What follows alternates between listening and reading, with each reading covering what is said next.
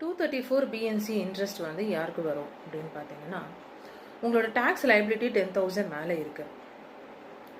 உங்களுக்கு எந்த ஒரு டிடிஎஸுமே இல்லை. நீங்கள் அட்வான்ஸ் டேக்ஸுன்றது வந்து நீங்கள் பேமெண்ட் பண்ணலை அப்படின்னா உங்களுக்கு இந்த 234 பிஎன்சி இன்ட்ரெஸ்ட் வந்து அப்ளை ஆகும். அதாவது உங்களோட டேக்ஸ் லைபிலிட்டி ப்ளஸ் இந்த இன்ட்ரெஸ்ட்டும் சேர்த்து நீங்கள் வந்து பேமெண்ட் பண்ணுற மாதிரி இருக்கும் நீங்கள் வந்து ரிட்டர்ன் ஃபைல் பண்ணும்போது ஃபைனலாக. ஸோ இப்போது 234B பற்றி சொல்லிடுறேன். இது எப்போ அப்ளை ஆகும் அப்படின்னு பார்த்தீங்கன்னா, உங்களோட டேக்ஸ் வந்து அதாவது நீங்கள் இப்போ அசஸ் பண்ணி வச்சுருப்பீங்களா இவ்வளோ டேக்ஸ் லைபிலிட்டி எனக்கு வரும் அப்படின்னு சொல்லிட்டு.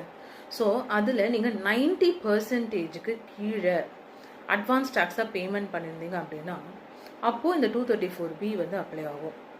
என்ன பர்சன்டேஜ் ஆஃப் இன்ட்ரெஸ்ட் பார்த்தீங்கன்னா 1% பெர் மந்த்.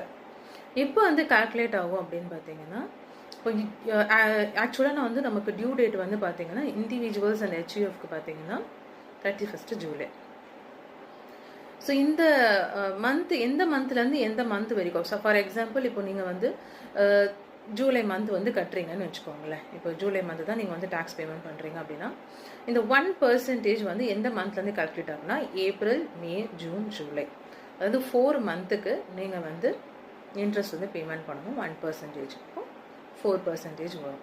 இல்லை அதுக்கு முன்னாடி ஜூனோ இல்லை மேவோ அது பண்ணியிருந்தீங்கன்னா அதுக்கேற்ற மாதிரி இன்ட்ரெஸ்ட் வந்து கால்குலேட் ஆகும். இது 234B. 234C எப்போ அப்ளை ஆகும்னா, அட்வான்ஸ் டேக்ஸ் வந்து நம்ம குவார்ட்டர்லி பேமெண்ட் பண்ணுவோம்.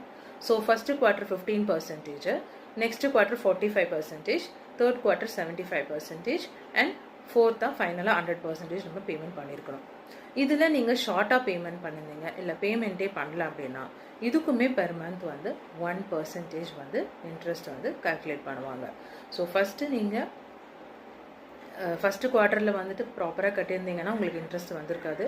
சப்போஸ் செகண்ட் குவார்ட்டரில் கட்டலை இல்லை ஷார்ட்டாக கட்டியிருக்கீங்க அப்படின்னா அந்த மந்த்லேருந்து உங்களுக்கு இன்ட்ரெஸ்ட் வர சான்சஸ் இருக்குது. ஓகே, ஸோ அதனால் இதை அவாய்ட் பண்ணோன்னா கம்மிங் ஃபினான்ஷியல் இயரில் நீங்கள் அட்வான்ஸ் டேக்ஸ் வந்து பேமெண்ட் பண்ணிவிடுங்க. அப்போது இந்த இன்ட்ரெஸ்ட்டை வந்து நீங்கள் அவாய்ட் பண்ணலாம். சரி மேம், நான் வந்துட்டு எல்லாமே பண்ணிட்டேன், எனக்கு வந்து டிடிஎஸ் வந்துட்டு நான் வந்து ஆல்ரெடி பேமெண்ட் பண்ணியிருக்கேன், நான் சேலரிட் பர்சனுக்கு சொல்கிறேன், எனக்கு எக்ஸ்ட்ராவாக 234 பிஎன்சி வருது மேம் அப்படின்னு சில பேர் வந்து கொஷின்ஸ் கேட்குறாங்க. அது வரதுக்கான ரீசன் என்ன அப்படின்னு பார்த்தீங்கன்னா, நீங்கள் ஒரு 2 எம்ப்ளாயீஸ் கிட்ட ஒர்க் பண்ணியிருப்பீங்க.